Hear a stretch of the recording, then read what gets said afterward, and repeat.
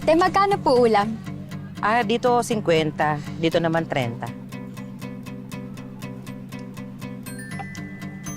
Kaso ate, 25 lang hutong pera ko. Baka po pwedeng yung bistek kahit kalahati lang.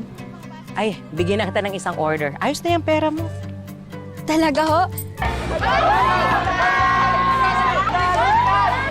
Salamat ho ate.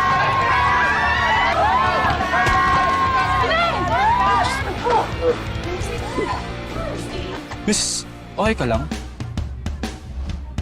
Ikaw kaya bulugbugin ko ng bola sa mukha. Sa tingin mo okay ka lang? Lo, ang taray naman. Ito na. Sino ba kasing Boblox na basketball player yung gumawa nun? Natapon tuloy yung ulam ko, oh. Ako, miss. Pero aksidente lang yun, ha?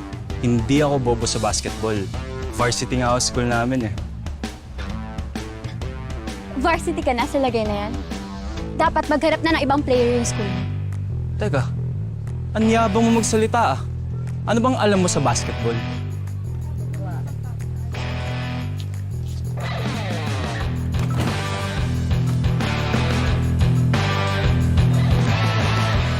Yun na ba yun? Eh, tsamba lang naman yun eh. Kung gusto mo masubok ang galing mo, makipag one-on-one ka sa akin. Pag nanalo ko, ibibigay mo sa akin ang account mo sa Socknet.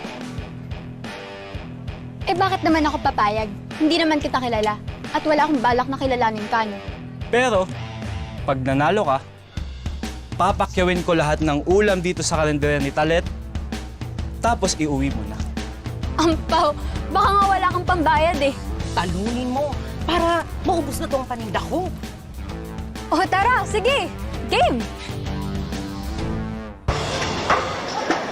Go, Tristan!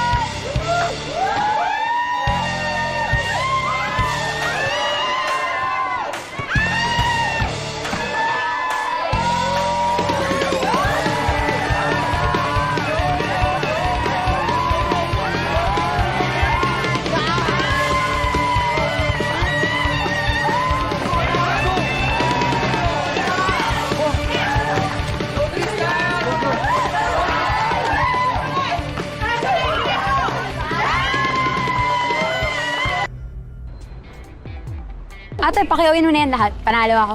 Oh, 850 lahat yan, Tristan, ha?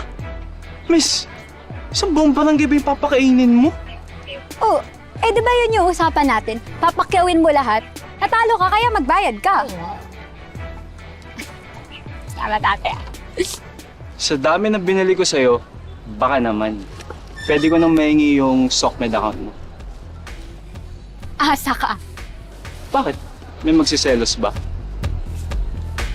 Neng, ba't ang tagal mo? Kala ko bibili ka lang ng pagkain. Ito na nga, oh. Binabalot na. Ayun lahat?